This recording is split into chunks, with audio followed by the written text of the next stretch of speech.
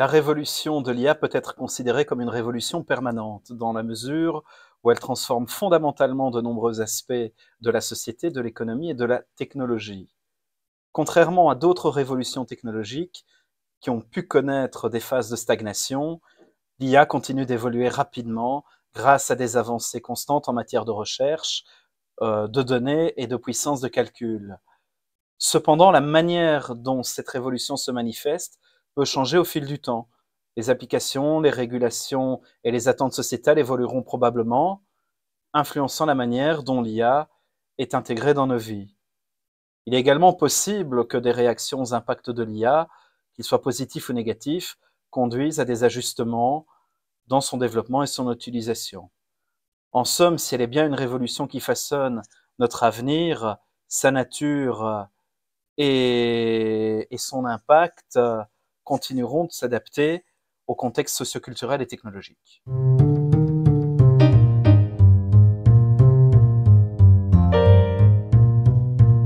Donc, les garde-fous européens, comme le RGPD, comme l'AI Act, représentent des efforts significatifs, positifs pour protéger les données privées traitées par l'IA. Par exemple, le RGPD impose des règles strictes concernant le traitement des données personnelles, y compris le consentement, la transparence et le droit des individus. Toutefois, il y a encore des défis qui subsistent à l'heure actuelle, au niveau de l'Union européenne notamment, mais de manière beaucoup plus générale. Par exemple, l'évolution rapide de la technologie, l'IA évolue très rapidement et les législations peuvent peiner à suivre le rythme, ça peut créer des lacunes dans la protection.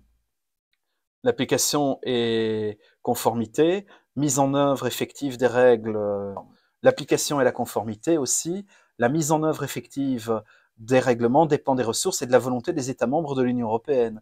Tu peux avoir des entreprises qui peuvent trouver des moyens de contourner ces règles et ne pas jouer le jeu.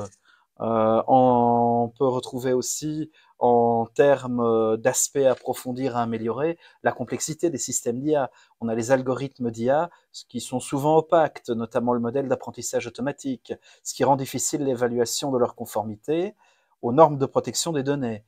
On a aussi ce que l'on appelle les nouveaux risques, les technologies émergentes, comme les deepfakes ou les systèmes de surveillance, qui, eux, posent des défis qui pourraient nécessiter des adaptations législatives. Mais encore une fois, on a une difficulté finalement à suivre le rythme de l'évolution des IA dans le chef des législateurs. Bien que les régulations soient dans une bonne direction, il est crucial de continuer à évaluer, à adapter les lois pour garantir une protection adéquate des données à mesure que la technologie évolue.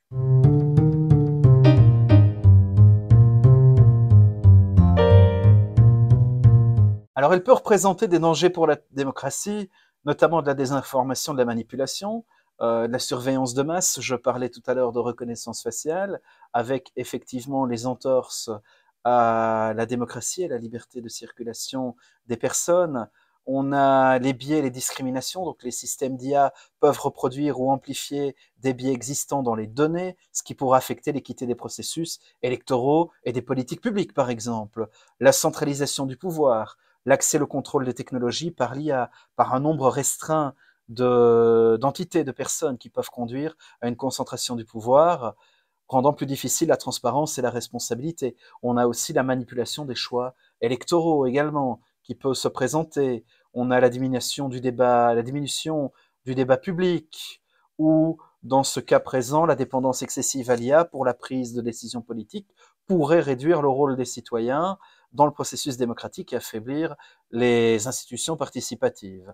Donc ces enjeux soulignent l'importance d'une régulation proactive et d'une réflexion éthique autour de l'utilisation de l'IA pour garantir le fait qu'elle soutienne plutôt que menace les principes de la démocratie.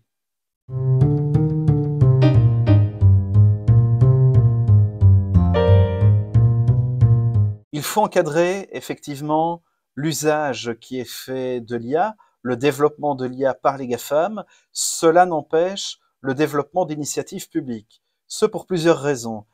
Des raisons éthiques et de responsabilité, des raisons de transparence, des raisons d'innovation et de compétitivité, mais aussi d'éducation et de formation. Je parle d'éthique et de responsabilité parce que les initiatives publiques peuvent établir des normes éthiques pour le développement et l'utilisation de l'IA, garantissant que les technologies respectent les droits humains et la dignité. En matière de transparence, les gouvernements peuvent promouvoir la transparence dans les systèmes d'IA, en veillant à ce que les algorithmes soient explicables et accessibles pour éviter les biais de discrimination. En matière d'innovation de compétitivité, en soutenant la recherche et l'innovation dans l'IA, les initiatives publiques peuvent stimuler la compétitivité économique, positionner le pays comme un leader dans ce domaine. Et en matière d'éducation et de formation, les programmes publics peuvent favoriser l'éducation et la formation sur l'IA, préparant ainsi la main-d'œuvre et les générations futures aux défis de demain. Christophe Dubois, merci. Merci Régis.